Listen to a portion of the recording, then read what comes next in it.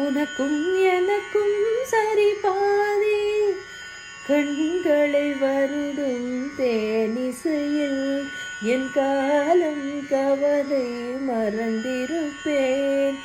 இன்னிசை மட்டும் இல்லை என்றால் நான் என்றோ என்றோ இறந்திருப்பேன்.